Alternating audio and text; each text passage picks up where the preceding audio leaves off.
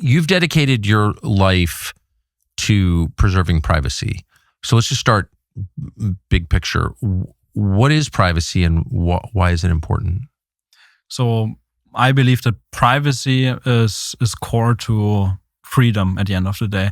I would even go as far as saying that it is synonymous with freedom. And it is protecting you, protecting your inner core, essentially, protecting your identity as a human being from forces that don't want you to be an individual and a human being at the end of the day. And so that was so nicely put.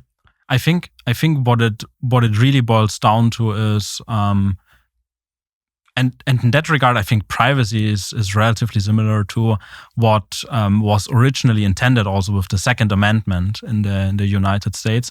It is a tool for you as a human being to protect yourself against coercive force, against your very soul, your inner core. So there are forces, and this has always been true at every time in history, that seek to make people less human, to turn human beings into slaves or animals or objects. And privacy is the thing that prevents that. So the crazy principle that exists within this universe is that there's this asymmetry baked right into the very fabric that we exist in. There's certain mathematical problems where the effort required to undo them isn't just scaling linearly or exponentially, but that scales so violently that the universe itself prohibits persons that don't have access, don't have permission to undo this mathematical problem, that they literally cannot do that. So what that means is that with a very little amount of energy, a minuscule amount of energy, a laptop, a battery, and a few milliseconds of computation, you can create a secret that not even the strongest imaginable superpower on Earth is able to, without your explicit granting of access, are able to recover.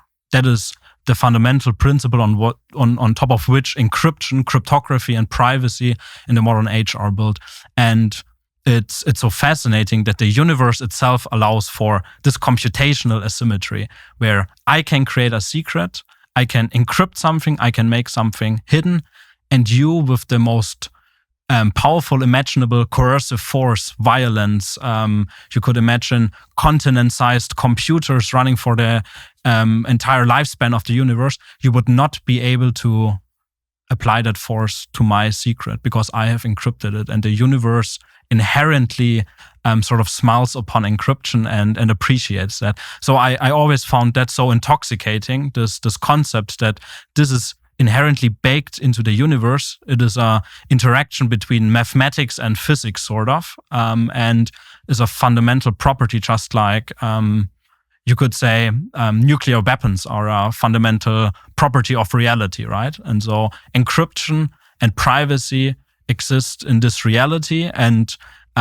before we as humans have figured that out, that wasn't necessarily clear, right? It could also be that you can never hide something, encrypt something, keep something to yourself. But it turns out you actually can. And so that is fascinating, I think. And what it conceptually allows you to do is to take something and move it into a different realm, the encrypted realm, right? And if someone else wants to go into that realm, follow you there, they would need unlimited resources to do so. And I would say that's what really got me into cryptography and privacy. Okay. I'm having all kinds of realizations simultaneously. First of all, that you're an extraordinary person. I think that's first listen to 3 minutes. Okay. Who are you? Where are you from? And are you ready to suffer for your ideas? Because what you've just articulated is the most direct, subtle, but direct possible challenge to global authority anyone could ever articulate. But first, how did you come to this? Where are you from? Tell us about yourself for just a moment. So I was born in Germany. I'm 25 years old, and I originally actually in my life I studied law, and then later I studied mathematics and computer science, and then at some point I met a few people who also had these kinds of ideas about privacy, technology, distributed technology, decentralization. And we then decided to found a company that builds this kind of technology. And that's how I ended up here, I guess. So you're German. You're a product of Europe and European culture, which is not privacy for all of its wonderful qualities. It built the world. I love Europe and the culture, but it's not a privacy culture. It is not, no. No.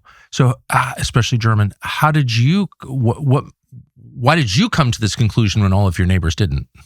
So I think it's interesting, right? If you view privacy as this inherent, political thing that protects you as a human being, there is data protection laws, GDPR, right? There's fines against surveillance capitalist tech giants in Europe. But as you said, I feel like most of that stuff is a charade. It's not really about protecting your privacy, and we are seeing that in the UK, in the European Union. I mean, there's so many cases that already have made some significant movements already this year.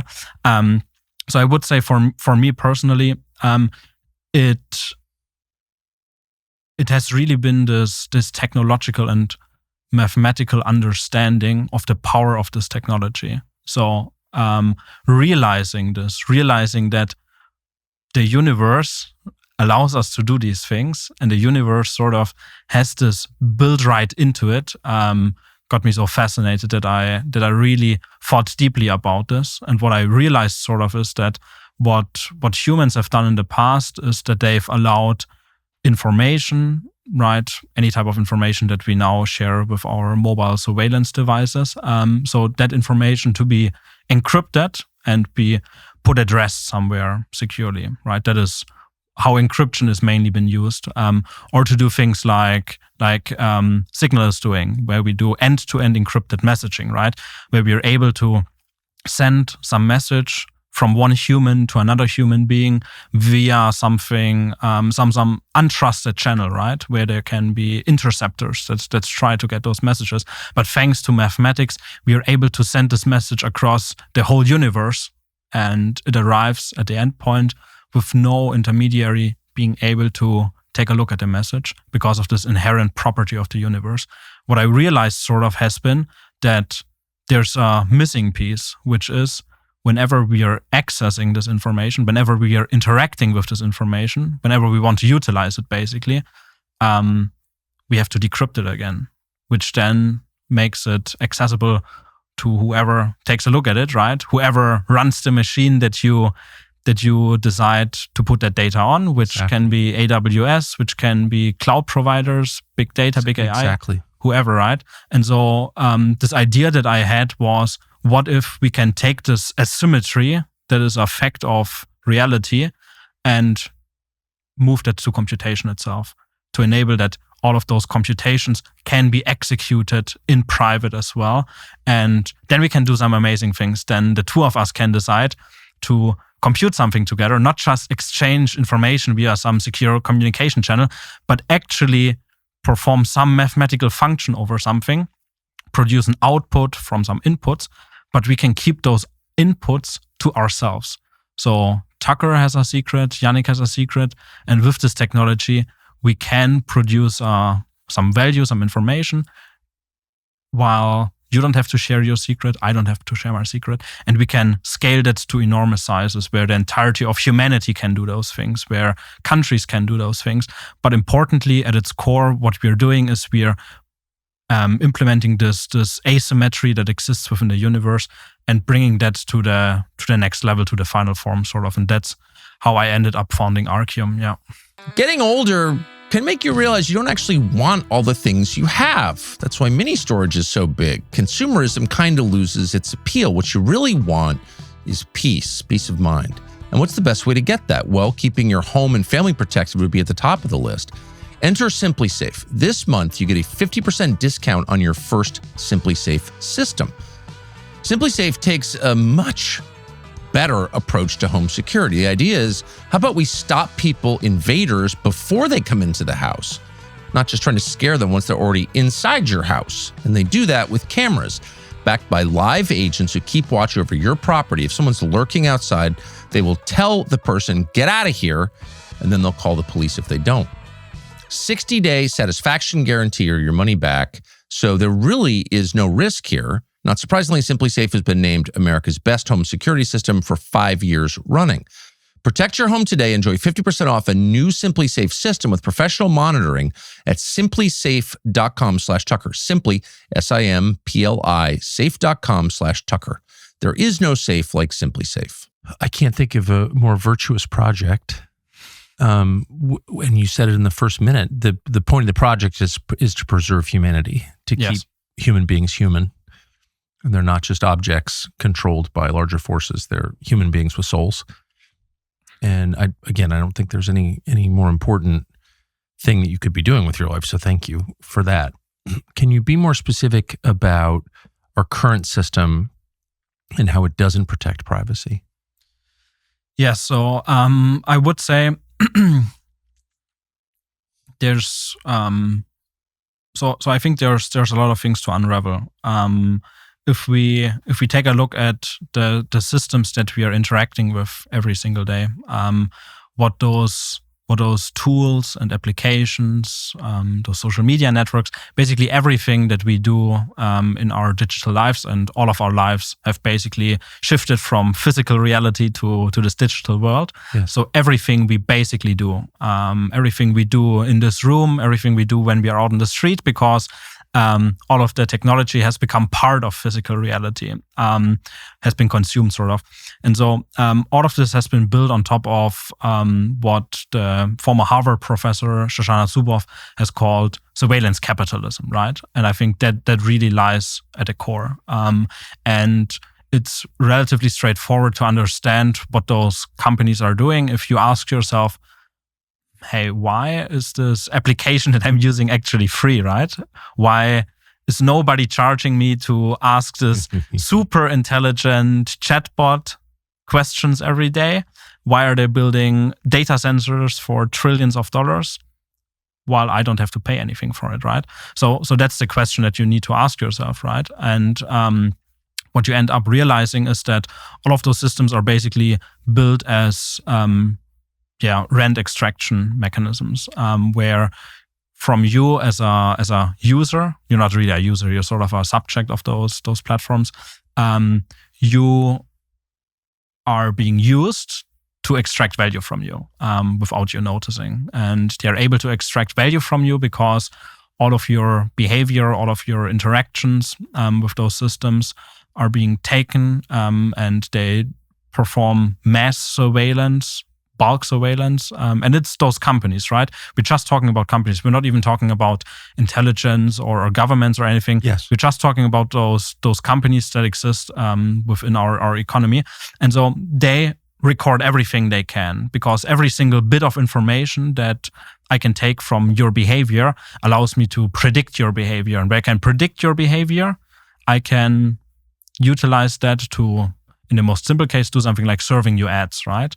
But in more complex cases, I can do things like I can steer your behavior. I can literally control you. I can turn you into a puppet that does whatever I want. And so those are the systems that we are faced with right now. And the internet has sort of been this amazing emancipator for humanity, yes, right? This show is only possible because of the internet. Otherwise, with traditional media, we wouldn't be able to speak about those topics, I feel like. That's right. But at the same time, sort of nowadays, it has transformed into one of the biggest threats to human civilization. At the user level, at my level, the level of the iPhone owner, is it possible to communicate privately with assurance of privacy with another person? That's an interesting question. So we start with this concept of insecure communication channels. Yes. And since every communication channel is insecure, what we employ is end-to-end encryption. And end-to-end encryption allows us to take this information, take a message, and lock it securely so that only Tucker and Yannik are able to unlock them and see what's going on. And that is a fact. So there have been many cases where where big players with big interests, I guess, have attempted to undermine cryptography, have attempted to get rid of end-to-end encryption, to install backdoors. There has been what is commonly called the crypto wars in the 1990s, right, where the cypherpunks fought for the right to publish open source encryption and cryptography, and many, many more cases, I guess. But at the end of the day, I would say that as a realistic assessment, this kind of cryptography is secure and it works. Now, that unfortunately is not the whole answer, because what we have to think about is, now what happens with those end devices, right? Fair. I mean, the messenger, right, that is being sent from Yannik to Tucker might be secure, but now if I cannot undermine and apply force to this message to understand what's inside, well, I'm just going to apply force to your phone, and that's sort of what's happening. So when we look at different applications, for sure there is a whole variety of applications, messaging applications, right, that do not employ encryption and security standards, and might collect all of your messages and images and utilize them for those machines, right, that extract as much value as possible from you. But there's applications like Signal that don't do that are actual open source cryptography technology that anyone can verify themselves and take this code and turn it into an actual application, install it on your phone. All of those things are possible, right? So that's not the issue. The underlying issue really is that you have this device in your hand that is sort of closed hardware. You don't know how that thing works, right? It is impossible to understand how that thing works. It is impossible to understand how the operating system on that thing works. And there's flaws in those systems, right? Those are closed systems. There's flaws in those systems for some reason, because people don't always have the best interests of others in mind, but also not always, but also because people make mistakes, right? Honest mistakes that are non-malicious, and so I think that in general also speaks for the importance for free, accessible hardware, where people with technical skills can play around with and find issues. But at its core, what you're being subjected to right now, I would say, is tactical surveillance. And what it means is that there's some actor, can be some state actor, can be someone else, that decides that Tucker Carlson is worth to be surveilled. I think that has been decided, yeah. You think so? I do, yeah. I'm getting that sense. Yeah. So tactical surveillance, that means that you specifically are being targeted. And that is in contrast to strategic surveillance, which is this idea of everyone is being surveilled. Let's just surveil everyone, collect every single bit of information, and store that for the entirety of human history. And then someday, maybe we'll be able to use that, right? So those are those two concepts. And what we've seen over the last few years is sort of a shift away from tactical surveillance towards strategic surveillance. And surveillance capitalism has really helped this concept, because there's so much data that is being logged, that can be stored. There's so many new devices and applications that can be employed. And so we see pushes like, for example, chat control within the European Union, that is sort of a backdoor to implement backdoors within all of the messenger applications to be able to scan your applications, to scan your messages, to take your messages somewhere else and decide whether or not those people like what you're saying within your private messages. So I would say in general, as a normal human being, with your iPhone, you are still able to privately communicate. That is still something that exists. However, this ability has greatly been limited. If there is someone who wants to see your message, I would say they can, unfortunately. How difficult is it for a determined, say, state actor, an intel agency, to say, I want to read this man's communications, listen to his calls, watch his videos, read his texts? How hard is it for them to do that? So I think that And we can look at different court cases that have publicly emerged in regards to Apple, for example, right? Where Apple has refused intelligence to give them backdoor access to their devices. And what's so important about this discussion that we are having here is that every time you're building a system where you add backdoor access so that someone in the future can decide to get access and take a look at what you're writing, right? What that invites is for everyone to do that, because a backdoor inherently is a security flaw in our system. And it's not just some specific intelligence agency that decides to read your messages, right? It's every intelligence agency on Earth at that point, right? And so that's why as a nation, you cannot weaken security by getting rid of privacy without weakening your entire economy, cybersecurity, and also social fabric at the end of the day, right? And the whole strategic positioning of you as a nation. How difficult it is, I would say also from a practical operational security standpoint, depends on what are you doing with your phone, right? Is your phone this strict device that is only used for messaging, or is your phone also using different types of media? Are you sending images? Are you receiving messages? So I think 2 years ago there was this case where there was a 0-day backdoor being used across Apple devices, because when I sent you an image and your messenger had auto download on, I could get full access to your phone by sending you a message. And you're not my contact even, probably, right? I just figure out what your phone number is. I send you an image. The image gets automatically downloaded. Some malicious code that I have injected gets executed. And now I own your phone and I can do whatever I want. And then end-to-end encryption doesn't help you, right? Because I have literal access to the end device that decrypts this information. And so that's very dangerous. That has been fixed. But I think what it highlights really is that complexity is the issue here. So complexity in the kinds of applications that you're running, complexity in the underlying operating system that this device has, all of that complexity invites mistakes and also malicious security flaws to be installed in those systems.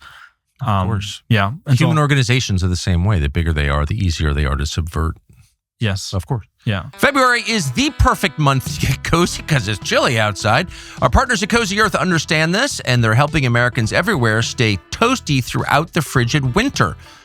We hope you're seated because this detail may shock you. Cozy Earth offers bamboo pajamas. Lightweight, shockingly soft, these pajamas are a true upgrade. They sleep cooler than cotton. Plus, they're made out of bamboo. That is just wild and awesome. From pajamas and blankets to towels and sheets, Cozy Earth is something unusual and great for everybody, and it's entirely risk-free. You get a 100-night sleep trial, 10-year warranty. There's no downside that we can see. So share love this February. Wrap yourself or someone you care for in comfort that feels special. Bamboo pajamas! Visit CozyEarth.com. Use the code Tucker for 20% off. That's code Tucker for up to 20% off. And if you get a post-purchase survey, make certain to mention you heard about Cozy Earth from us. So that's that's a very simple thing then. Yeah. To send someone, to text him an image and all of a sudden you have control of his phone. I think we can be fairly confident that people who have adversaries are being surveilled, right? Yes, I think so. I would say that tactical surveillance really is something that exists. I would say in this battle for privacy, it is actually not the most important thing to focus on, right?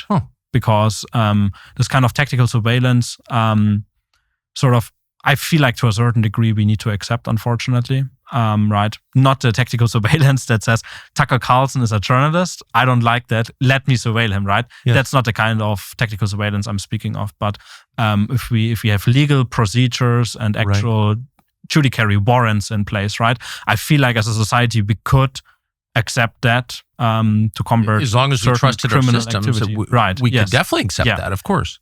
But the fundamental issue really is, and that's sort of so ironic, right? That all of the surveillance sort of needs to operate under secrecy in order to function, right? You should not know that you're being surveilled. Nobody sort of has oversight. Not even the democratic processes are able to have oversight because it's all wrapped in secrecy. So that really brings us to the fundamental issue here, also with strategic surveillance, surveilling everyone, just deciding, well, I'll take a look at everyone's phone, store everything, and maybe I don't like someone in the future, then I have this backlog of information.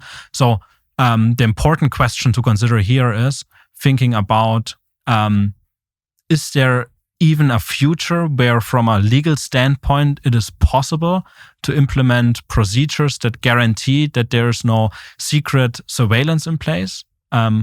Which I think the answer is pretty clear to that question. And it is? It is. I think it is not. So I think it is important to have these laws in place, right? That prohibit surveillance and that enable different kinds of processes with warrants, right? Literally the Fourth Amendment, right? To allow for that to be implemented in the 21st century. But what we've seen sort of is that the tools that governments have access to are so powerful that it is impossible to make a law that prohibits use of that, because whoever within a centralized architecture, that's always the case, has access to this technology, basically becomes a single point of failure. And that single point of failure will necessarily be corrupted by the power that exists. Just a couple obvious lowbrow technical questions. Is the iPhone safer than the Android or less?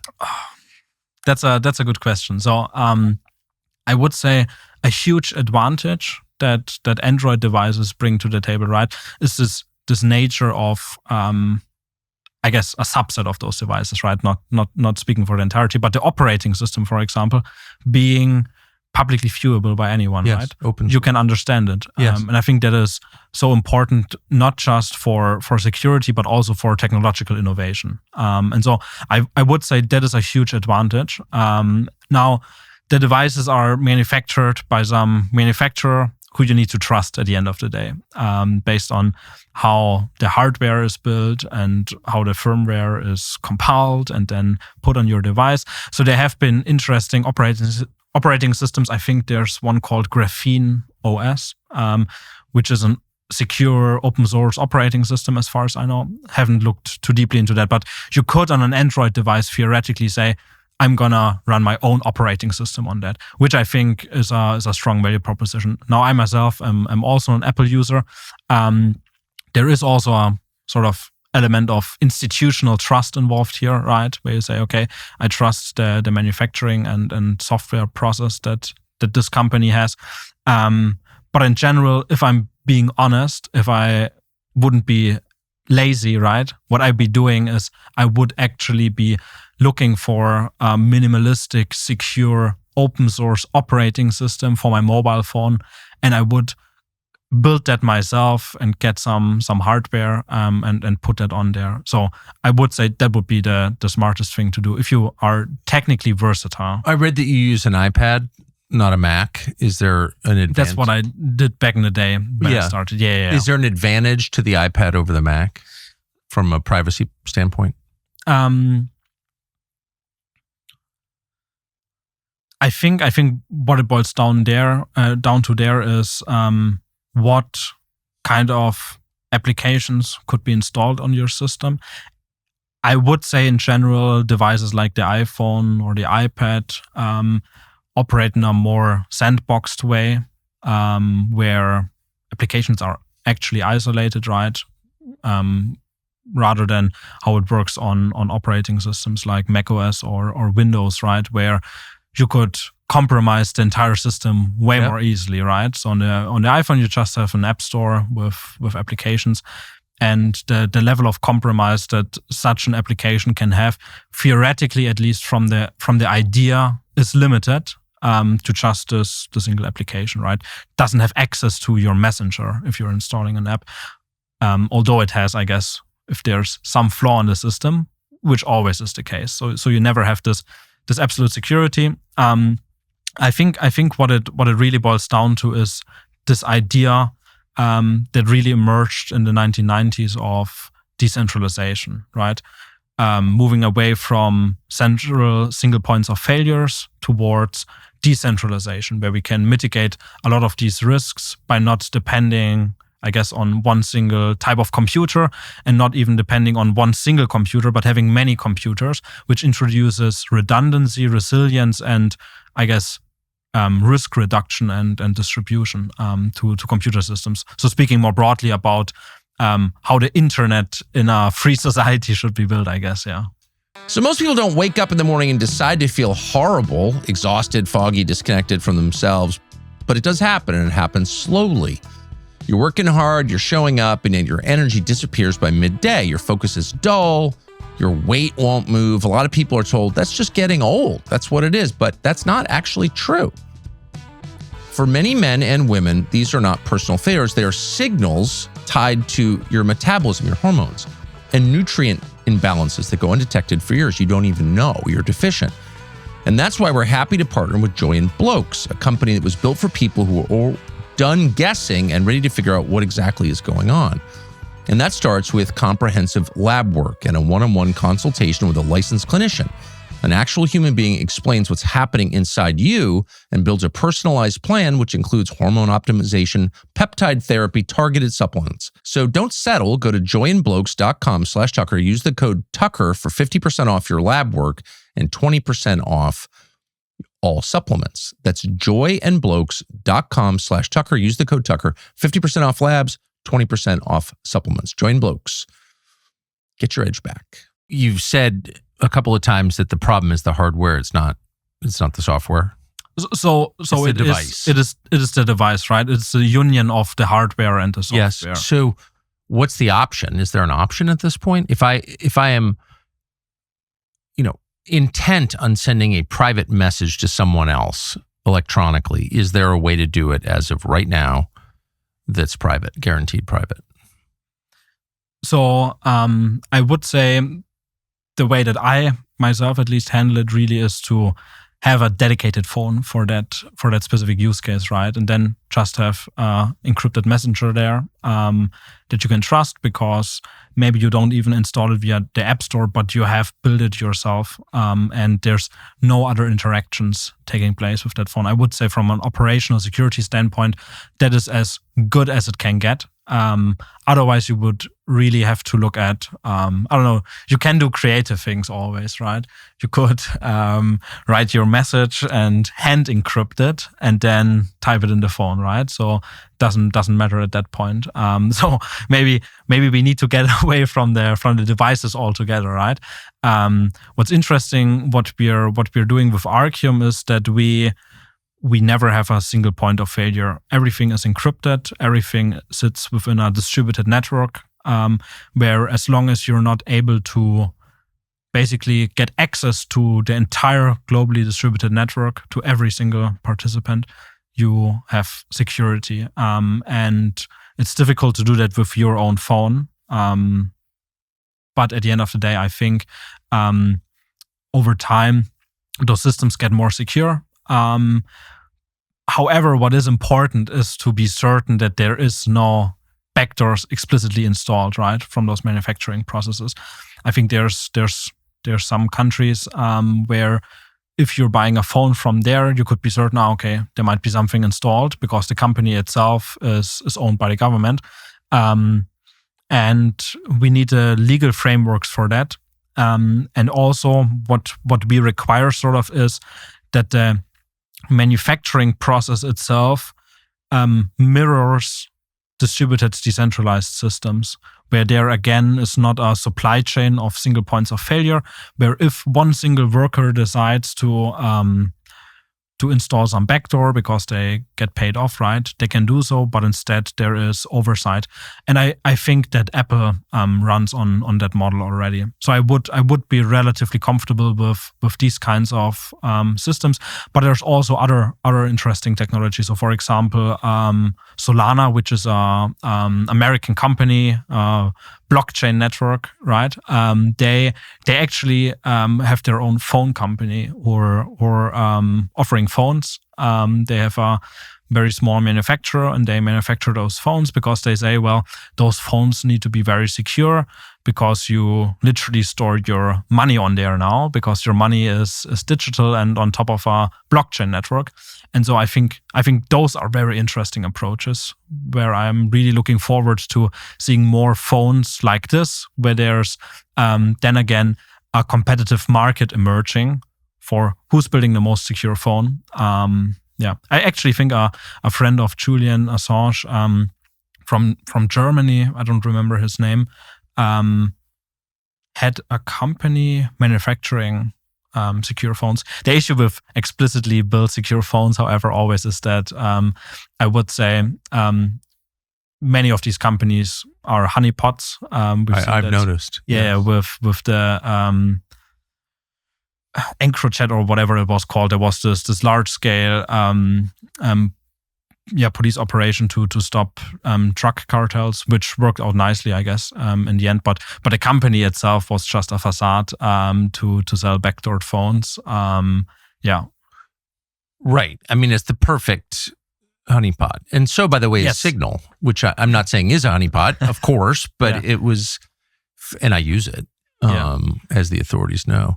But it was created with CIA money, so it doesn't mean it's a CIA operation, but why wouldn't it be? I mean, honestly, I'm not accusing anybody because I have no knowledge, but it'd be a pretty obvious move, right? It would be. I think what's important when we look at Signal actually is that we look at what Signal is. Signal is open source software that anyone can verify for themselves. And what it means is that we have this global community of mathematicians and cryptographers that have invented those protocols, that have independently, without getting funding from CIA or whomever, thought of mathematical problems that they want to solve, that they are passionate about. And all of those people look at those open source lines of code and mathematical formulas, and they find those flaws in those systems. And so that makes me confident in the design of Signal itself. Do you use it? I use Signal, yes. I got my entire family to use Signal. Okay, good. So well, that's and I have to say, I know a lot of Intel people use Signal. Yeah. A lot, all the ones I know. And so that tells you something right there. Yes. So I think it would be highly unlikely that that Signal itself would actually turn out to not be secure. There has been this interesting case called that was in the early 2000s where there was this attempt to actually undermine strong encryption called, very exotic name, Dual Elliptic Curve Deterministic Random Bit Generator. Dual ECDRBG, right? Nobody understands. No non-technical person understands what that means, right? And it was actually what you need to understand in order to comprehend what has happened there is that when we encrypt information, when we, as I said earlier, when we take something and move it into this different realm where you cannot follow this information into that realm, because that would require you to have literally infinite resources, more energy than the sun will emit over its lifespan. Isn't that crazy, right? So you cannot follow there. Well, how fundamentally this asymmetry is achieved in cryptography is that the universe runs on energy and uncertainty, right? Particles, jitter, stars burst, and so there's this randomness in the universe. If you look at the sky, or if you just look at how things are made up, there's random noise everywhere. Yes. And so when we encrypt something, we make use of that chaos and we inject it into a message that we are sending, for example. And it's only possible to not decrypt that message in an unauthorized way if the randomness that has been injected in this message is actually unpredictable. Now, if we think of unless it's truly random, it has to be truly random. Yeah, I cannot figure out how you arrived at the random number. No pattern. No pattern. Exactly. True randomness, true entropy. Right. Yes. That's what cryptographers, I would say, spend most of their time on, thinking about how can we achieve true randomness. Because then, if we are able to inject that using mathematics, for you, it becomes impossible to distinguish this message from randomness. You can't find a pattern, hence you're not able to apply any optimized algorithm to undermine Right, exactly. So if you think about it practically, what that means is, let's say we have a deck of cards, 52 playing cards, right? And I randomly shuffle this deck of poker cards. We have 52 cards. What that means is that there's so many possible ways that the deck could be stacked, that it is very unlikely that for truly randomly shuffled decks there have ever been two identical decks in the history of humanity, which is hard to believe in general, but that's how statistics and mathematics work, right? So we take this deck and we use it as the randomness. Now, if I play with a magician, the magician can pretend to shuffle the deck, but actually they have not shuffled the deck. They know what the cards look like. What we're doing with all of this randomness that we are injecting into information is we're basically describing what key is being used to unlock them. And if I don't know how the randomness if I don't know what the next playing card in the stack is, I have to try every single possible key and try to unlock it with this message. So you could think of it as, I have this message. Now I want to apply violence to this message in order to recover it.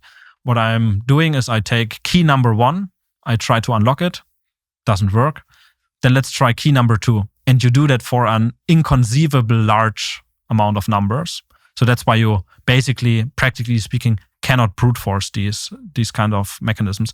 Although you can, if you know where to start looking for the keys. If you know that you need to start looking at the millionth key, then you can recover it. And so if the deck is being manipulated, the randomness is being manipulated, then you can undermine encryption, while the process of encrypting it itself remains sound, right? You don't notice it. You actually do what you mathematically need to do to securely send your message, but the value that you use to do so, this randomness, is actually not random. And that's what what had been attempted with this specific algorithm, dual EC RBG. What they did was they created this concept of kleptography, where they actually have randomness, derive it in a way that is deterministic, and they actually have some secret value. And then from that secret value, they derive fake randomness that looks random, but is not actually random.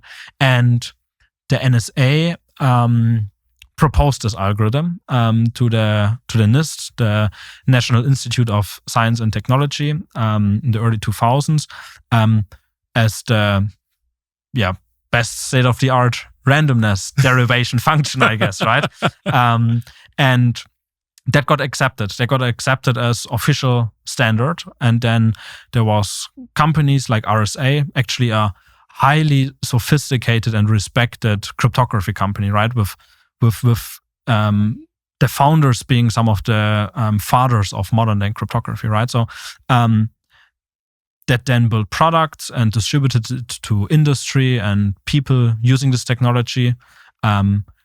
Nobody knew about it, but it's not actually true that nobody knew about it. So there were a lot of cryptographers that raised questions a couple of years later, where they were like, I don't think this is actually random. It looks suspicious to me. Where they were like, if someone theoretically had access to some secret key S and then created some mathematical formulas and actually mathematically proved that there was insecurity there, it was not random. Because they noticed a pattern, and it's...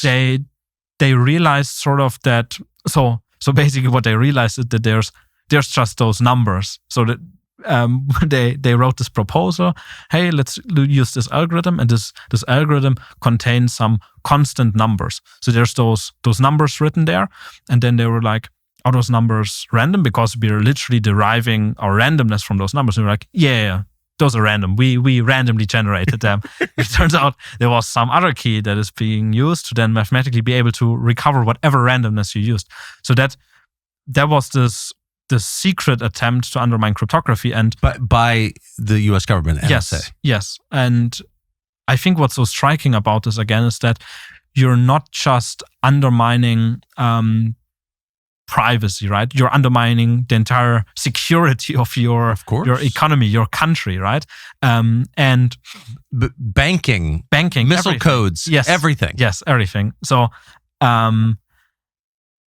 the thing that then happened was in 2013, Snowden revealed a few papers, I guess, and one of those was Project Bull Run, and within Project Bull Run they allocated funding to that specific project where they tried to undermine cryptography. And so once that got published,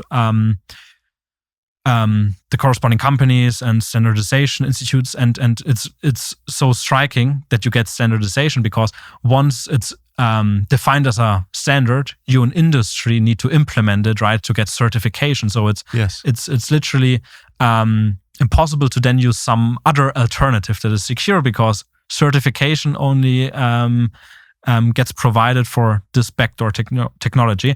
But that got uncovered thanks to Snowden. Then people stopped using it. Was he celebrated? Did he win the Presidential Medal of Freedom for this? Yes, in an alternative reality. In a different realm, I guess. One of the great patriots of our time. Relentless. I mean, they'd murder him in a second. He's still in exile, not by choice. But So what they also uncovered is that they actually paid this company that built those products $10 million, the NSA, to use that as the standard. That's why you cannot trust anyone. As you point out, it's not simply, so this is an intel agency trying to spy on its own people, the ones who pay for it to exist. But that's immoral and, something that we should fight against. But they were also sabotaging the U.S. economy and U.S. national security. And because if your cryptography is fake, then that means you're exposed on every level throughout your society. You are, yes. Yeah.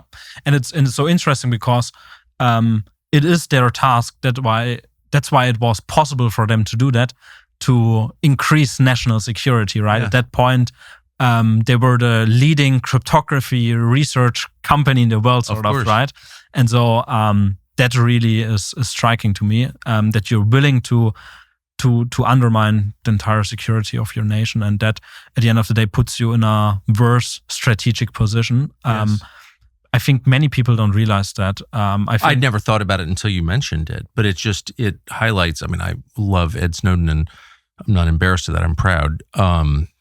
But it just highlights, the suffering that he's been through in order to help his own country, and he's still slandered constantly in it. It drives me crazy. But this is yet another example of why he did something more than almost anyone else to help this country. But so sounds like you're convinced that the current state of the art in cryptography is actually secure. Yes, yeah, 100%. I think, as I said, I think this is a great example to look at, where even with those backdoors that had been implemented, there were cryptographers within this global open source mathematics cryptography community that rang the bell, but nobody was listening to them. But they actually identified the issue years in advance and rang the bell and said, this is not secure, not random, even within those companies and standardization institutes, but nobody took it seriously. Or I guess took it seriously, but doesn't matter if the law is you have to use this algorithm, right? So that makes me very confident that this system works, the system of mathematicians. Is cryptography global? Which is to say, is Chinese cryptography different or stronger than European or American? It is interesting. So you have actually specific encryption standards used by militaries of the world, right? So the Chinese use different cryptography than the Russians, than the Americans. It is at the end of the day the same thing, right, from a mathematical standpoint, but there are some deviations in the level of security and the kind of numbers used, right? So everyone builds their own standards because they mutually distrust each other. Yes. But at the end of the day, the underlying mathematics are the same. The cryptographic standards, the way that cryptography works, that is the same. So there's no reason to think the Chinese or the Russians have stronger cryptography than the Europeans and the Americans. So I think no. And I think it's interesting to think about, is there cryptography that is being developed in-house within militaries or whatever proprietary human organization, right? That is not publicly known, that is incredibly powerful.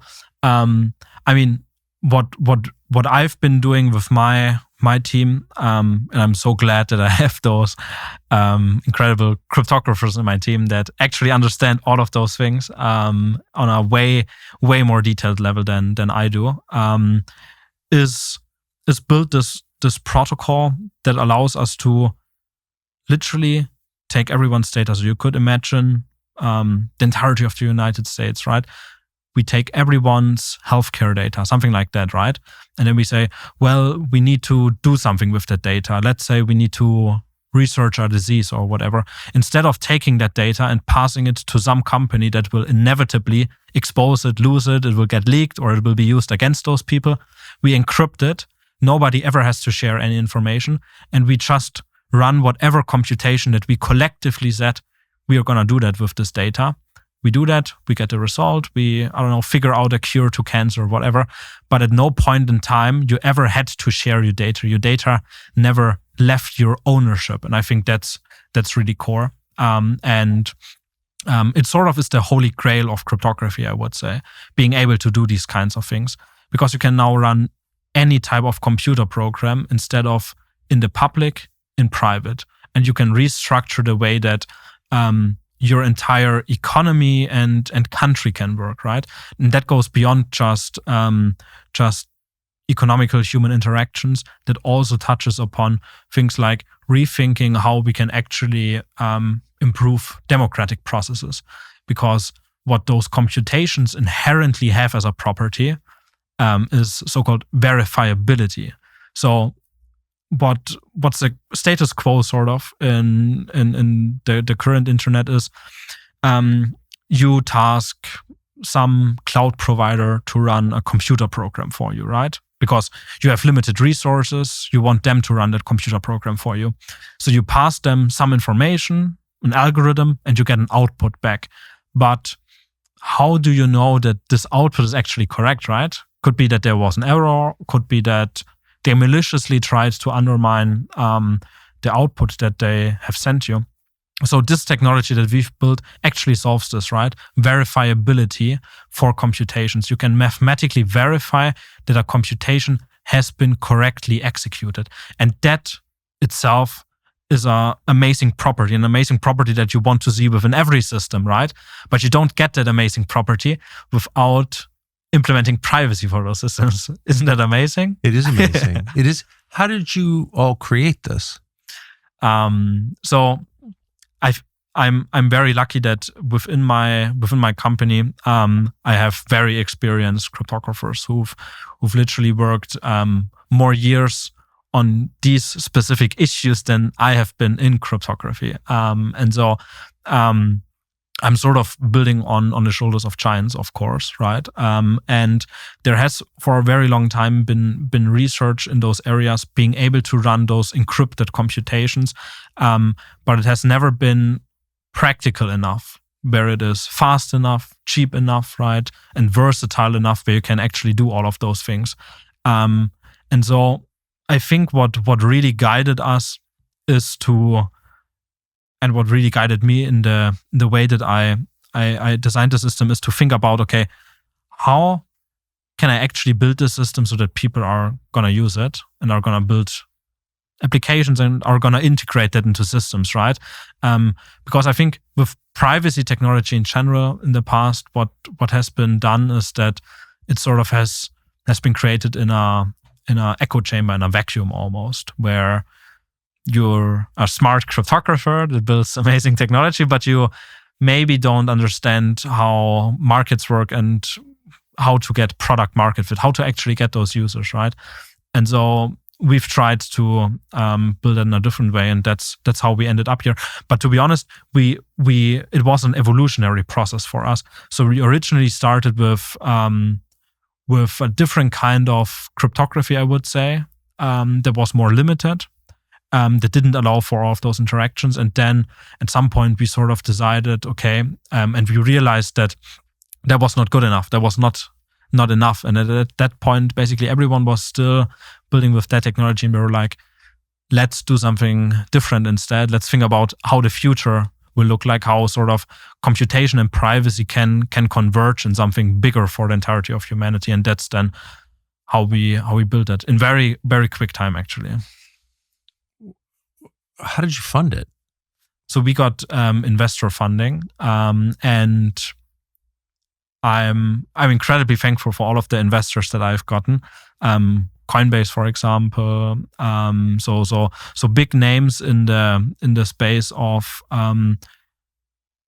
blockchain distributed systems, right? All of those networks like Bitcoin, all of those networks are distributed in nature, decentralized, there's a lot of players within that space that truly believe in the value of privacy, and that privacy is a human right, and privacy is inevitable as a technology that like to support it, but not just support it, right? Because it is something they believe in, but invest in it because they sort of have realized that this is one of the most powerful technologies that can exist in humanity, right? Being able to take information, move it into this realm, and then it can stay in this realm and it can be processed, and everyone can do that. That is incredibly powerful. It is emancipating, and it is powerful for businesses, but also nation states. At the end of the day, it is a neutral technology. And so we have investors that believe in that. So one of the we were just talking off camera, one of the applications for this technology, one of the big ones, is the movement of money in a way that's private. How exactly does that work? And let me just add one editorial comment. The great disappointment of the last 10 years for me is that crypto transactions don't seem to be as private or beyond government control as I thought they would be. I hope they are someday. But watching the Canadian truckers, have their crypto frozen was just such a shock. I've never gotten over it. Will this technology change that? Yes. So if you think about Bitcoin as the state-of-the-art model of, or I guess the original, not state-of-the-art, but the original kind of blockchain network, right? What it is at the end of the day is a way for distributed people to find consensus over some unit of money, which is actually more like a commodity than actually a financial instrument. That's right. And they find consensus and they create this currency. And that's why people think that it's fake, non-existent, right? Although it's a way more real process of creating a currency than fiat currency. They mine it by taking energy and solving a mathematical problem. And once they correctly solve that mathematical problem, they get rewarded in that newly mined currency, right? So it's a very, very elegant design. Most people think that these kinds of networks are anonymous and are dangerous, right? Because I feel like it has actually been a narrative that media and different actors want the people to believe. I just have to add, I would like them to be anonymous and dangerous. Oh yes, yeah, yes. That's what I was hoping for. Yes. So people believe that, which attracts people, right? Yeah. And also keeps other people from using them and trying to outlaw them. In actuality, they're not anonymous. What you have in Bitcoin specifically is pseudonymity. So you don't see on the blockchain Tucker Carlson has 10 Bitcoin or whatever and send Yannik 1 Bitcoin. You instead see A, B, C, D, E, F, G, blah, blah, blah, whatever, right? A random string of numbers and letters has sent something to another random string and of letters and numbers. However, they're linked to this identity that you have. So for every single transaction that you've performed in history on top of this distributed ledger, you will see all of those transactions. So when you later after the show send me 1 Bitcoin, I guess, right? So I would see they're cheaper today than they were yesterday. I noticed. Yeah. So when you send me something, what I'll be able to see is all of the other transfers that you've performed in the past, right? Yes. That's unfortunately how Bitcoin works. And so it has this inherent full transparency. There's no privacy because it's so easy to then via, I guess, on and off ramps, how you actually moved money in there, right? Because you most likely don't actually get this currency through work by applying energy. You buy it for a different currency, fiat money, right? So your identity is linked, everything is public. And so that's a fundamental issue. That is actually a dystopian scenario where we could end up if this is adopted as the technology where all of your money now sits and you're sending transactions, where you have this big upside of having cash-like properties, which is amazing, but you have this tremendous downside of literally everything being recorded for the conceivable future of humanity, right? And you have no privacy. And that inherently limits your freedom to use this technology. And so that is an issue that exists not just within Bitcoin, but also other blockchain networks. And Bitcoin is this pure form. That's why within this crypto industry, there's a lot of competition also between different players that say Bitcoin is this pure form that only allows transfers of money, right? And other networks allow execution as well. And that has led to what is commonly being called smart contracts. So this concept of computer programs that simply exist in the ether, basically. A computer program that can execute something that you tell it to do, and it will guarantee to do so. And this amazing property that all of the founding fathers of those networks basically identified as important is so-called censorship resistance, which I think is also important in real life. Very. Yeah. And so those networks provide censorship resistance. It doesn't matter if one computer decides, well, I'm not going to accept Tucker's transaction because I don't like Tucker. Well, there's going to be another computer that says, I will accept it. So that is censorship resistance that is inherently baked into those systems. And what that means is if you interact with this as this invisible machine, right, you get guaranteed execution for whatever you tell it to do. Either send someone money or perform some other computational logic that is baked into the system. And so there have been different kinds of pioneers on the front of performing, adding cryptographic privacy to those systems. There has, for example, emerged a network called Zcash, which is basically Bitcoin with cryptographic privacy. And there have also been pioneers like the inventors of Tornado Cash, who have built a smart contract that exists within this ether, is unstoppable. Once you've uploaded it, you cannot stop it anymore. So they did that, and the kind of code that they implemented there gave you privacy on top of this public network, which is the Ethereum virtual machine. So they did that, and Tornado Cash did that. Tornado Cash. Did they win the Nobel Prize? Did they get the Presidential Medal of Freedom? What happened next when they offered privacy? So there were, I think it was 3 founders. Roman Storm, who's an American citizen. Roman Semenov, who is a Russian national, and Alexei Petersev, who is a Russian national as well, who lives in the Netherlands. He has been convicted of assisting in money laundering for 5 years. And 5 years in prison? 5 years in prison.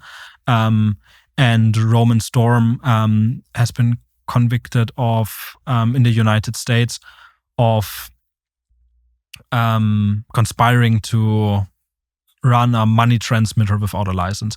Now, why has this happened? Why did they suffer such grave consequences? They were arrested. And brought on trial. I mean, it's actually, if you look at what Roman Storm has faced, it was 40 years in prison for this.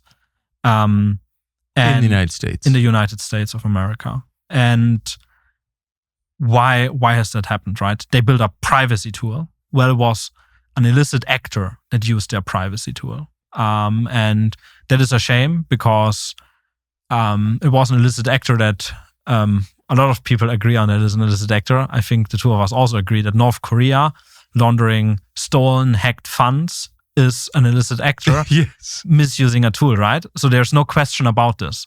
The underlying question really when is, we're sure that actually happened? We are sure that happened, yes. For sure, that has happened. And so they stole funds because they were able to hack different systems and then were able to utilize this platform to gain privacy to then move those funds somewhere else. Did Roman Storm participate in the North Korean hedge fund theft? He did not know. So if I rob a bank and then jump into my Chevrolet and speed away, does the president of General Motors get arrested? Usually he doesn't know. Okay. Which is interesting because he provided clearly this tool for you to escape. Car. Right? And he knows that people get away with cars, right? Yes, he does. So kind of weird how he's dodged those obvious charges. Is that's really what happened? That is really what happened, yeah. And has faced 40 years in jail. But the jury could not find a unanimous decision on the main charges, I guess, circumventing sanctions and helping with money laundering. Now, the interesting thing is, before they got arrested, what has happened? The OFAC, the Office for Foreign Asset Control in the United States, they took the software that those developers had written and uploaded to the Ether, where it has become out of anyone's control, unstoppable by nature. Anyone can use it. They essentially wrote code for a software tool for anyone to get privacy. That software tool got sanctioned. It got put on the SDN list for specially designated nationals, where you put the names of terrorists and you put the address in this Ether thing, right, of the software. So the source code itself became illegal. It was deleted from the internet. All of the companies closed their developer accounts. The software they wrote, the free speech that they performed by coming up with those ideas and publishing it to the world got censored because they were added to a list which they don't even belong on because it is not without property. Any vote in Congress, by the way, or this is just part of the. I think it's under State Department now, but I could be or Treasury. I can't even remember. But they have enormous power. They've destroyed the lives of many thousands of people without any democratic oversight at all. And it's pretty shocking. Yeah, and so it got added onto this list. And I think last year, a court in the state of Texas actually ruled that OFAC does not have the statutory authority to do any of that. And they then silently removed Tornado Cash again from the SDN list. However, nobody is able to use that tool now, right? Because every company, for compliance reasons, outcasts you from the user base if you've ever touched anything related to that. And so Roman Storm he was convicted. You said he there was a hung jury on the strongest charges, but on other charges he was convicted. He was convicted on one charge. On I think it is called conspiracy to run a money processor, financial institution, right? A bank without a banking license. Conspiracy to start a bank. So they put him in jail. Actually? So it is 1 year jail sentence that's on the charge, right? But he's currently in the process of appealing that. So Roman Storm didn't run a bank. He didn't create a bank. He created software, right? He made use of his inherent right for freedom of speech to build something that enables others to make use of their right for freedom of speech, right? Because that is, at the end of the day, the freedom of economic interaction, right? That is what he helped others protect for themselves. He never processed a transaction for anyone, right? He's not an intermediary. He specifically built technology that is disintermediated, where you yourself use that software. And so the remarkable thing is I pay some attention, obviously not enough. I was not aware of this story until I was reading up on you. Where's all the coverage on Roman Storm? He doesn't even have a Wikipedia page. Yeah. I've noticed. So there is, I think, incredible institutions like the Electronic Frontiers Foundation, the EFF, and DeFi Education Fund, but also companies like Coinbase, who actually have invested substantial amount of money into defending Roman Storm, and Alexei Petersev as well. I think Alexei Petersev also doesn't get enough attention. He's now under house arrest in the Netherlands and preparing to appeal his decision, I think, something like that. Why are so many of the players in this Russian? I think it really boils down to them having a deep understanding about, I think historically, maybe culturally, they have an understanding about the importance of privacy in a society to uphold freedom, which is a shame. Yeah.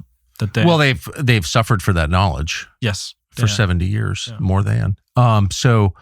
It's very striking. It's 140 million people. It's a tiny country, relatively speaking, and yet they are way overrepresented from Pavel Durov on down. For sure, yeah. That is true. So I think it's interesting how we also, all of us, take that as a granted that these kind of people go out of their everyday lives and put a target on their head by shipping this technology to enable you to gain privacy. And simply the knowledge about the existence of bad actors in the world has made them victims and put them in jail, which is insane. Well, I mean, it's something the rest of us should push back against, I think. But the hurdle for me is not knowing. I didn't even know this was happening. I should have guessed. So if you could be more precise about what you think the real motive was behind going after Tornado Cash and Roman Storm, like why was the U.S. government not prosecuting drug cartels in order to prosecute Roman Storm? I think so that has taken place under the previous administration. Yes. So I think President Trump, with his administration, has done tremendous work in regards to pushing the adoption of decentralized technology, of really allowing us, all of the people in that space, to try to rethink the financial system and build this technology, because they've sort of realized that technological innovation runs at a faster pace than legislative processes, and under the previous administration that looked differently. So I think that has helped this technology spread a lot, and it is, however, important to consider privacy. And when the executive order banning CBDCs was signed, central bank digital currencies, an explicit reason why CBDCs should never be adopted in the United States was the privacy concern. Because if we look at all of those new digital shiny currencies being built in Europe and all around the world, I guess, besides the US, which is great, which actually is amazing, I think, is that all of them are surveillance machines to even a higher degree than the current financial system is already, right? It is already a surveillance system. But what's so important about this next generation of money is we're sort of at a crossroads. Do we want our money to enable us freedom of economical interaction, freedom of thought at the end of the day, because whatever we think we do, right, where we want to put our money where our mouth is, or do we want a monetary system that enables automatic subsequent action based on whatever activity you perform in your digital life, which can mean things like now all of your money is frozen and you don't have any access to it anymore because whatever you just did was deemed as undesirable by Big Brother, I guess, right? So that is literally the two possible futures that we have. It's two extremes. There's no possible future in between. And what the architects of so you're assuming cash is over. Cash already is also being heavily surveilled. So your banknote has a serial number. So if you actually think about something like Tornado Cash or all of there's a lot of applications that, for example, utilize Archium to also bring this level of privacy, right? If you think about all of these systems, they are, in my mind personally, as long as you have an internet connection. If you don't have an internet connection, maybe you cannot spend your money right now. But as long as that exists, even superior to cash because you don't have any serial numbers anymore, right? Wait, so you say cash is being surveilled?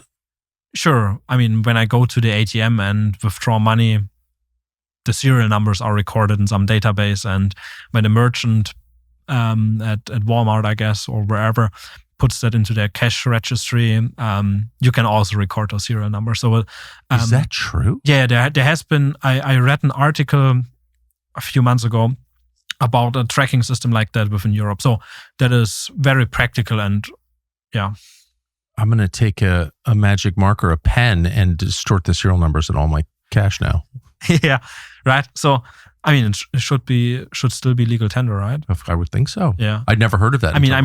There could be other tracking mechanisms. I don't know, but I've read about this technology, which clearly exists and is being used to even turn the cash system into a surveillance system. And it's not even, again, I think all of this is not even just someone with governmental authority deciding to surveil people, right? It is also companies seeing economical value in surveilling you and then utilizing this new technology, utilizing the internet to do that. And it boils down to power, I would say, control, right? If you have access to as much information as possible, you can better prepare for the future and you can predict behaviors of your users or different actors. And so that's why those systems get implemented.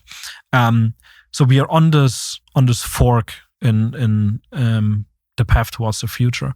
And what the people that are architecting those central bank digital currency systems have realized, and that's so interesting to me, is this old concept that the cypherpunks in the 1990s came up with, which is code is law, which expresses what has happened with Tornado Cash, I think, nicely, where it is the ultimate law, sort of, when you have this network that nobody controls and there's some piece of software and it just executes. Whatever is written within that software code executes. There's no way of stopping it. There's no way of doing anything about it. And so that's what I mean when I say code is law. And the architects of those alternative systems have realized that there's so much power in being able to, let's say, take your chat messages and see that you have said something against Big Brother and Big Brother doesn't appreciate that, right? And so automatically now your money is frozen. And that is code is law, right? In the utopian sense and in the dystopian sense, where software automatically can lock you out of all of those systems. And I would much rather have a utopian future than a dystopian future. But at the end of the day, from a technological standpoint, those things are similar. The only difference really is cryptography. Privacy. Because you're offering that on a scale even larger than anything Tornado Cash or Roman Storm attempted, it has to have occurred to you that whether or not you have prominent investors, like, you face some risk. Sure. So I think what I'm doing with Archium at the end of the day is I'm providing the most versatile and superior form you can execute a computer program, right? Within encryption, you can execute a computer program and you can have many people contribute encrypted data and you can do all sorts of things. You can do things starting with financial transfers, right? You can add privacy to financial systems. But that doesn't just mean we are adding privacy to me and you, Tucker, interacting with each other. We can also add privacy to entire markets, right? Which again can also have downsides. I'm not arguing that there's only upsides with this technology. There might be actors that then utilize that, not just talking about criminal activity, but just unethical activity, right? The way that people maybe interact. So at its core, it is neutral technology. But the use cases that I'm really focused on enabling also are use cases like enabling within the healthcare system to actually utilize data that currently is being stored, but it is being stored in a very inefficient way where it's isolated, right? So with my technology, we can take this data and use it without ever risking that data to be exploited, without ever taking ownership of your data, because you're the patient, you're the human, right? I have no right to take ownership over that. And I don't need with that technology, because you can consent and say, let's improve healthcare or whatever with my data, but you're not getting my data because it's encrypted, right? It's this, I don't know, it's a crazy concept to wrap your head around. I get it, but it enables so much also on a national security level that it is strictly superior technology. And I think this example that I told you earlier about verifiability, right? Mathematically being able to be convinced that a computer program, a computation that has been executed in privacy, right, has been executed correctly, is such an amazing concept. And the way I think about it really is opening up a new design space altogether, and allowing companies to do actual innovation instead of innovating only on the front of how can I extract as much value as possible from my user by surveilling them. So I don't really think about it the way that you framed it. I'm building this generalized computing platform that can be used by anyone because I don't have any control over it, right? I'm not building a controlled infrastructure. I'm building open software that is used for good. And I'm grateful that you are. And I don't at all mean to make you pessimistic or paranoid, but in so doing, you're threatening current stakeholders. Sure, but I think that's always the case with new technology, right? Of course, yeah. I mean, when cars first came along, right, there were unions of horse carriage taxi ride providers that did not want to see cars on the road. Of course. So there's always interests that try to utilize both technology and law to prevent others from getting keep into the that current position. monopoly in place. Exactly. Of course. Yeah. The stakes depend entirely on how disruptive the new technology is. Yes. Ask Nikolai Tesla. Yeah. Right. Sorry, dark. But so it's not a concern. It is not a concern for me, no. I wonder if that's just a quirk of your personality where you're just not afraid of stuff.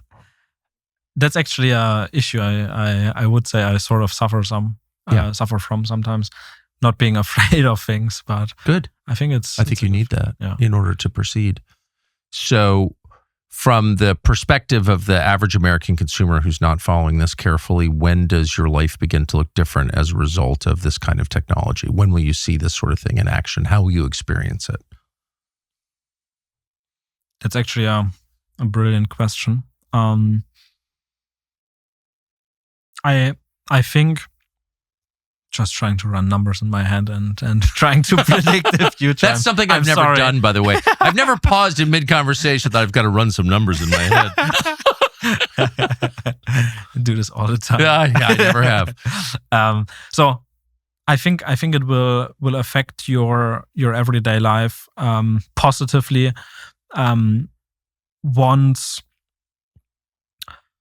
once I guess there's an inflection point reached on multiple fronts, right? I was talking about healthcare and national security, also financial system, right? But it also, I mean, so that's a criticism I actually have for Signal. That is that there exists one single point of failure within Signal's technological stack that I've been vocal about and I dislike, which is that what they call private contact discovery, where I have a set of contacts on my phone, right? You do the same thing. And if there is an intersection between the two sets that we have, where I have you as a contact, you have me as a contact, yes, I get Tucker suggested on Signal, right? Only in that case. How does that work, right? How does Signal ensure that those contacts are encrypted and secure, right? They use trusted hardware for that. And that is a critical flaw within their infrastructure. So there's technology, trusted execution environments is what they're called, manufactured by Intel, for example. And this technology comes with this promise of being secure and being able to basically do what we're doing with mathematics, but instead with trust. So they say, we built a secure machine. You think we shouldn't trust Intel? I think so, yes. I think we're required to trust Intel. Yeah, I think it's an insane idea to begin with. Yeah. And last year, it's been funny. Last year, there have been a myriad, just last year, but over the last 10 years, a myriad of exploits of the technology. So in the past, it has always been sold sort of as, here's this technology, and it does verifiability and privacy, and just put your data in that. There's no backdoor, right? Of course not. Why would there be a backdoor? Why would Intel cooperate with anyone? Sure, else? right. And you would do that. And then last year, there were those researchers that said, well, if you have physical access to this computer, you can just read out all of the data, and you can not even just read out all of the data, but you can fake keys, and then you can perform fake computations on behalf of other people. So if you're building a financial system with a computer like this, I can just change numbers, right? And I know what your numbers, and I can change those numbers. And that's not even the core issue I have with that in the case of Signal, right? So Signal is, I think, still relying on that tech. So I think they run this hardware. I mean, I hope they run the hardware, because at least there I have a little bit of remaining trust assumption that, okay, they will not try to hack those PCs, which is relatively straightforward. You just connect a few cables at the end of the day, and then you can exfiltrate the information, which is the interactions, right? Is Tucker my contact? Is Yannik Tucker's contact, right? That's very sensitive information. And so that is a single point of failure.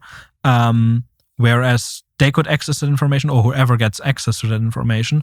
And we're not even thinking about potential backdoors at that point, right? Within that hardware. Right. So within the manufacturing process, I mean, I think it would be very naive to assume that there's no backdoor, similar to what we talked earlier about with dual EC, right? Or something like the Clipper chip thing, right? That was attempted in the 90s. So it's very likely, I would say, that there's some randomness tampering, let's call it that, that could be in place, because you are literally also getting keys right from the manufacturing process, right? So it's this proprietary supply chain, and then they ship that computer to you, and it comes with random keys that have been generated in that proprietary production line. So there's many single points of failure, and that's what I don't like about Signal, because I don't want this information out there, right? What does my address book look like? So they can fix that. They can fix that with technology that we've built, right? They can use our technology. I'm more than happy to just give them the technology. I mean, it's open source, right? And then they can just build this thing without a single point of failure, without a way, because this is sort of a reasonable way for a state also to say, well, you actually have this data, give us this data, right? But they cannot really argue that they don't have that data, because they could connect a few cables to that computer and then get that data. So it's not the secure device that people claimed in the past it was. So I think that is important to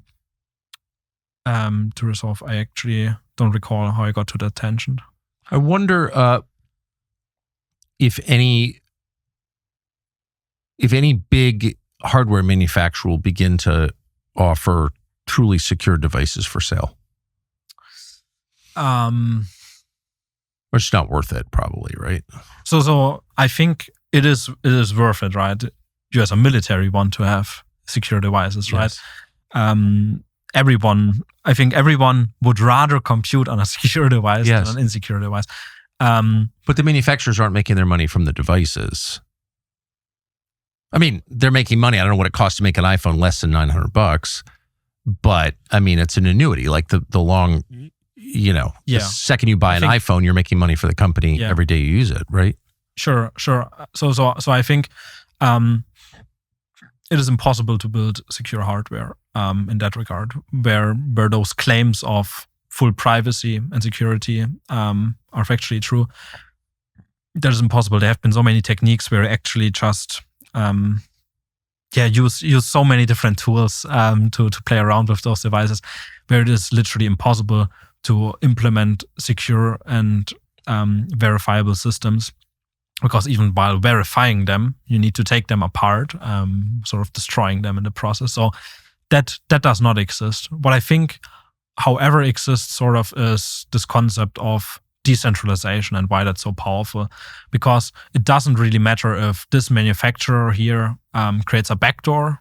As long as I have 10 different computers or 100 computers, right, from different manufacturers, and there's one that does not have a full system level backdoor installed, I am secure under this trust model that we've developed in our company, right? So I think that's why decentralization is so important.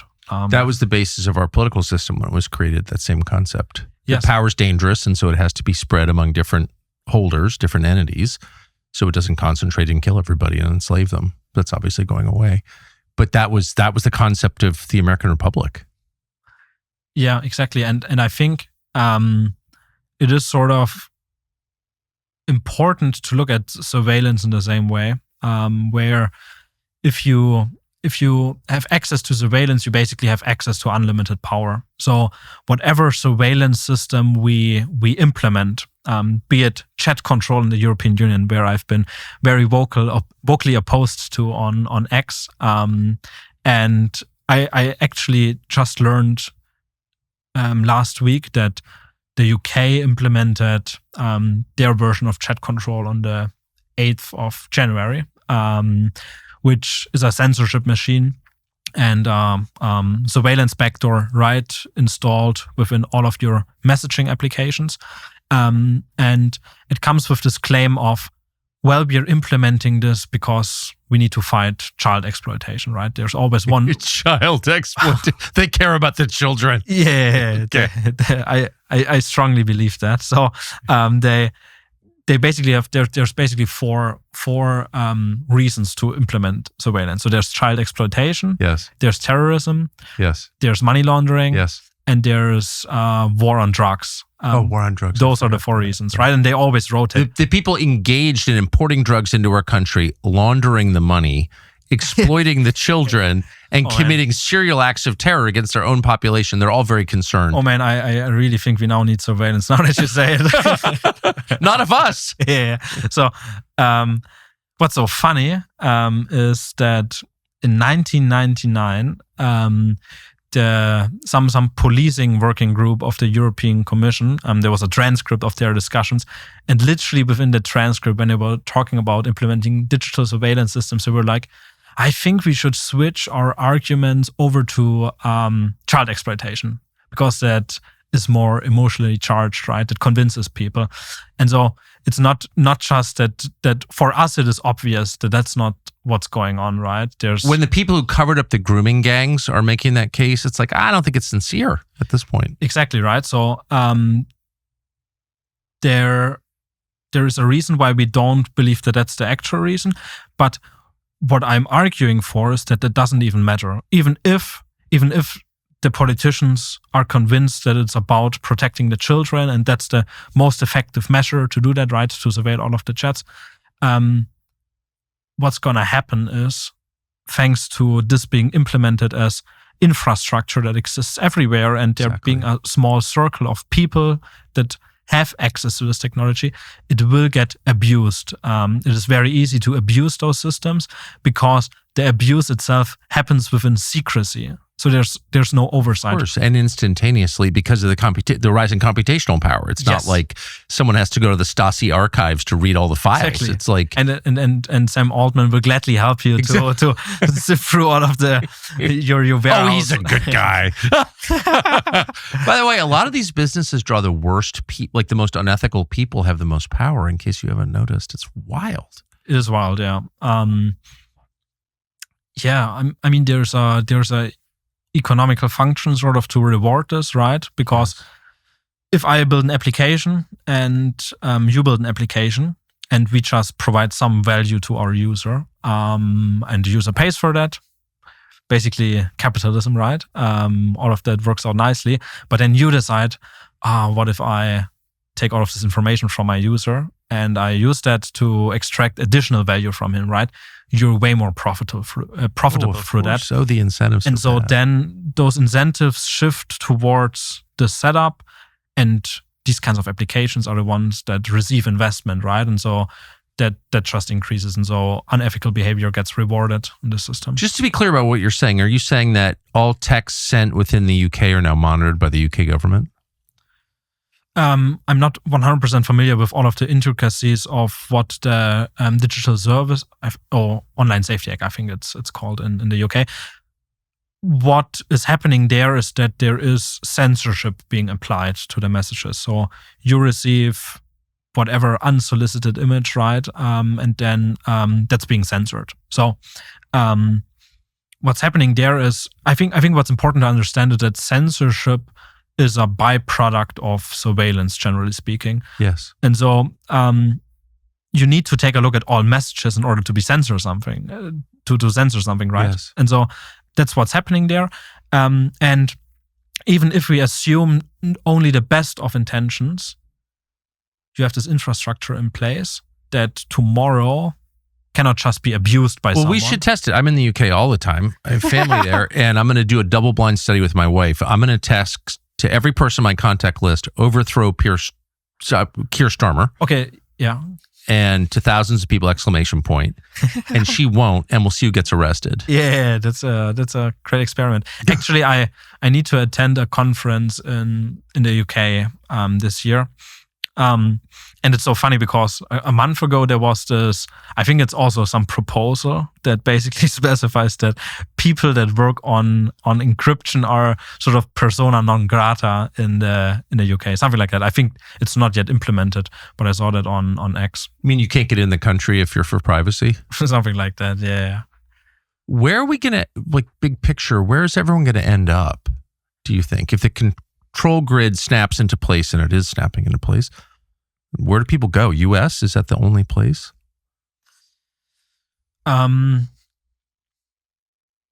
So all of those, I mean, we are basically, I would say, not just sliding into that direction, but galloping. Yes. And the infrastructure, it has been quite a while since they started trying to implement those in-your-face things, right? Where you literally call it chat control. I mean, yes. Imagine how crazy that is. It's literally stating every single messaging platform, email, whatever, we need to scan for this made-up reason. But trust us, we will only do that for this made-up reason and no other reason. And it happens on your device, right? So that's why end-to-end encryption is not undermined, because it is being scanned on your device, right? So, and that's very different from putting microphones in your bedroom. Trust is very, very different. Yes, yeah. I mean, I think people don't realize the extent to how surveillance is possible nowadays. So, with Wi-Fi routers, you can determine movements within your apartment, right? And so there was this one company. I mean, that wasn't a big scandal. It was literally just I don't know if you're familiar. I think he's called Louis Rossmann, who's a YouTuber from New York who was fighting for the right to repair devices and stuff, right? Yes. So he's always been very much advocating those efforts. And so he just made this video where he went through the privacy policy of some internet service provider, and the privacy policy explicitly stated that they're allowed to monetize the movement data that they get from those devices that you put in your home. And the funny thing about this case that he was highlighting is that for you as a person that lives in this building, you didn't even have an option to choose a different internet service provider, because with I guess bulk agreements between a landlord and the internet service provider, you are forced to have those routers, and those routers aren't even within your apartment. They're in the walls or somewhere, and so you're just being scanned within your most intimate area of life, your home, by your internet service provider. And what about phones listening to people? The microphone on the phone or the camera on the phone taping you? So there's an interesting concept of ultrasound listening of those phones, where basically you have a TV advertisement, and we don't hear ultrasound, right? But your phone with its microphone could hear it. I don't know if it's ultrasound or whatever frequency, right? So within that advertisement, we're gonna play that sound. So your phone can pick that up, and then when you go to our fast food restaurant on the same day, we know that this advertisement has worked because your phone previously registered it. So there have been a lot of attempts like this. I think that surfaced a couple of years ago. This case, I don't recall the exact name of how this technology was called, but especially there were court cases actually against that, where they required the company that offered the technology to make the user aware that this is happening, because a lot of apps had this technology installed, and they had microphone permissions, and they just installed this library because maybe that library pays the app developer some money, right? And at the end, it is tracking you. So what I'm just trying to say is there's a sort of infinite amount of ways you can be tracked. I mean, just end of last year in the US, there were those cases surfacing surrounding city surveillance cameras. Yes. Around 40,000 of these, I think, exist in the US. And those cameras, or also license plate readers, right, all of that, are incredibly smart, equipped with artificial intelligence to directly track faces of humans. And there was this one YouTuber, Ben Jordan, who actually exposed that. And funnily enough, after exposing that, got private investigators from the said company to his home to, I guess, fully destroy his privacy. So he I think he helped expose that that none of these cameras were encrypted. So they were recording all cities across the US permanently, 24/7, storing that, everything being mass surveilled, while anyone could just, via a Google search and some specific query, get access to the camera feed and see what is going on. And he showed videos of playgrounds where children were playing, right? And so that's what I mean when I say that surveillance does not bring us safety or security. It is, in most cases, doing the opposite. It's also all networked. It's digital and it's networked. So that means that companies can pull up CCTV cameras from around the world. Oh yeah, anyone can. Facial recognition. Yeah, it's anyone can. I mean, it's and what I really found so striking about this story is him outlining how he was able to follow people around, right? He was able to say, oh yeah, they went to church here on Sunday and then they went there for shopping. That is insane, right? And I don't know, you as a human being, there was this one video of an adult man just going onto a completely empty playground and just hopping onto the swing and just swinging there, right? If this person knew that he was being watched, he would never have done that, right? No. And so this idea of escapism is entirely impossible in a world like this, because there is no escape. There's no escape, yeah. Also with license plate readers, which aren't license plate readers. They are surveillance cameras that pretend to only do a specific function.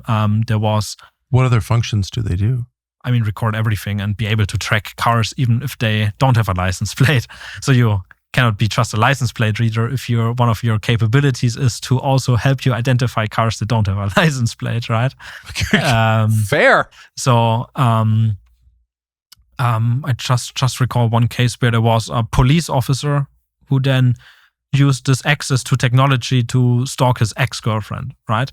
Which is inevitable with this kind of technology. If you put that power into the hands of individuals who can use this technology in secrecy, right? It's not like throwing a nuclear bomb on a country. People will notice, right?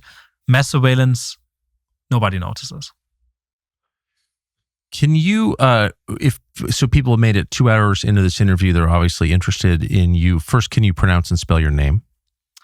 Yannik Schrade, YANNIK SCHRADE.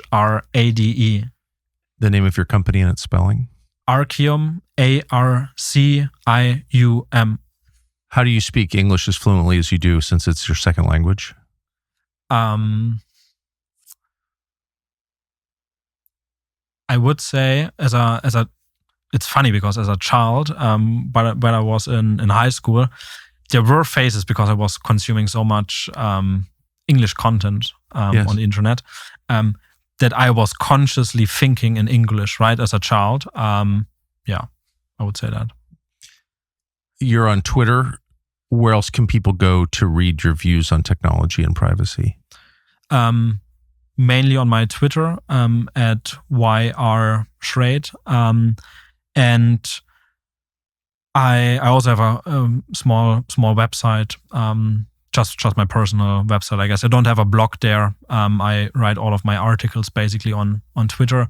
Sometimes I get the chance to publish my views on some very niche news outlets in Germany, but most news outlets don't really care about privacy.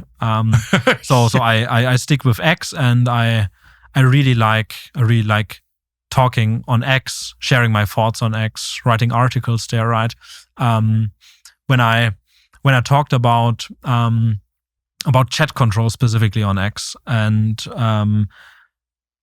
it's so funny.